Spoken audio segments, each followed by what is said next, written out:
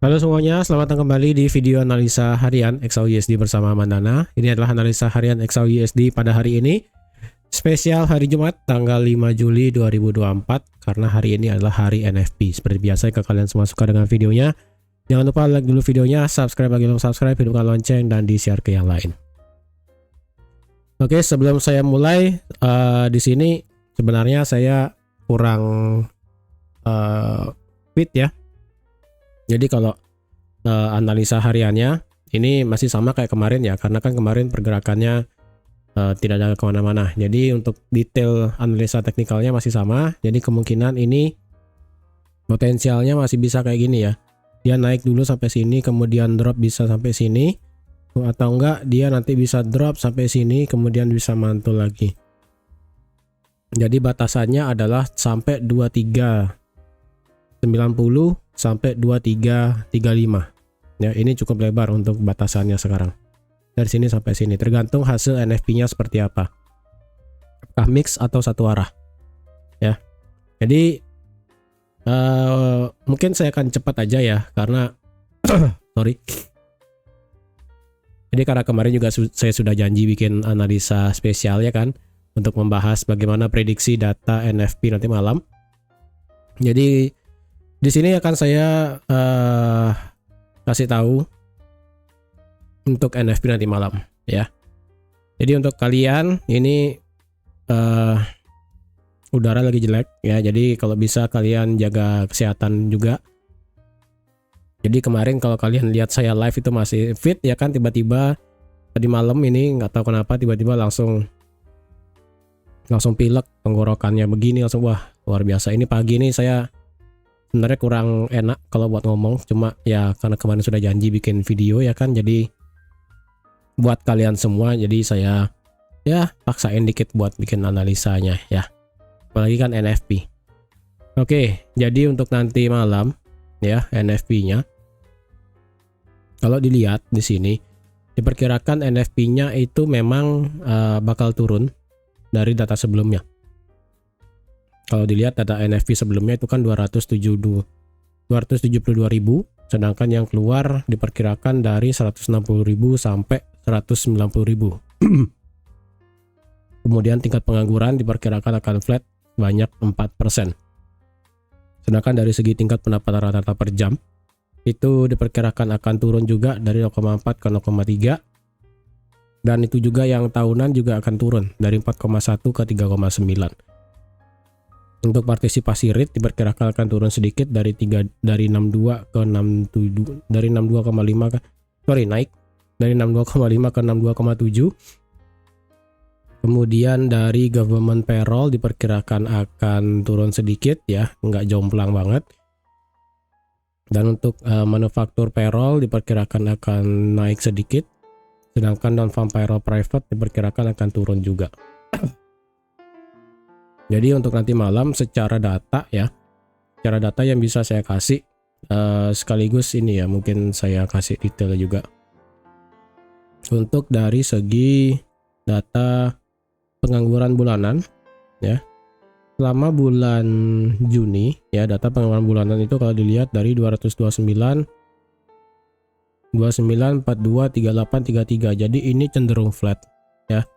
Cenderung flat. Jadi kalau boleh saya lihat untuk tingkat pengangguran, saya sih nggak expect ini bakal turun ya. Untuk tingkat pengangguran di sini saya nggak bakal expect bakal turun, bahkan ini untuk tingkat pengangguran saya expect itu keluar di angka 4 sampai 4,1. mungkin saya catat dulu ya supaya kalian ingat juga. Yang pertama adalah tingkat pengangguran dulu ya. Ini UR, ini tingkat pengangguran ya, ataupun unemployment rate. Kalau saya pribadi itu adalah di sekitaran 4 sampai 4,1% ya. Ini untuk bocoran dari pihak bank ya, kayak biasanya kayak kemarin itu belum sempat saya lihat karena kemarin literally drop banget ya, jadi benar-benar nggak bisa lihat apa-apa. Kemudian untuk NFP, untuk saya pribadi ya, untuk NFP-nya nanti malam dengan data yang sudah keluar dengan data yang sudah keluar termasuk dari segi konsensus dan juga forecast ini diperkirakan memang bakal turun, dan juga diikuti oleh government payroll yang juga bakal turun walaupun gak banyak. Manufacturing payroll diperkirakan juga akan antara naik atau turun. Kemudian ada juga non-farm payroll private diperkirakan juga akan turun, lumayan di sini turunnya ya, dari 229.000 ke 130.000 bahkan. Jadi kalau dilihat kalau saya bisa lihat di sini secara data juga, dan kemarin ya mana dia ya, ADP keluar kan turun ya dari 157.000 ke 150.000, tetapi jumlah lapangan pekerjaan yang dibuka itu meningkat dari 7 juta ke 8,1 juta. Jadi untuk nanti malam saya pribadi untuk NFP ya, NFP saya expect-kan nggak mungkin keluar di atas 300.000 ya. Kalau dikasih range ya, dengan jumlah government payroll ini beda cuma 10.000, kemudian manufakturnya cuma beda 2.000. Paling mentok sih kalau range ya, ini range sekarang. Kalau dari range-nya untuk di NFP nanti malam itu berkisar dari 180 sampai, ini mentok banget ya, mentok banget itu adalah di sekitaran, berarti beda lagi 10, berarti sekitaran 225 ya, dari 180.000 sampai 225.000. Jadi kalau memang nanti malam ini saya sih nggak bakal expect keluar di atas 300.000 ya, nggak bakal keluar 300.000, antara yang tadi di sini ya 180.000 sampai 225.000. Jadi kalau nanti NFP-nya benar di dalam range di sini, jadi saya rasa ini masih positif ya. Kemudian untuk dari segi average hourly ya, average hourly earning yang month of month ini ya, ini untuk yang gaji yang di sini month of month ya masih akan flat ya, sekitaran. Tapi dengan data kemarin personal income-nya itu naik, jadi kalau nggak salah saya bisa bilang dari 0,3 sampai 0,4%. Kemudian average hourly earning yang year on year di sini yang bisa saya kasih adalah sekitar 3,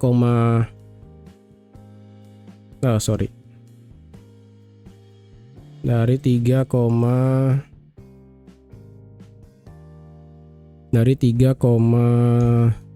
tadi berapa tadi ya,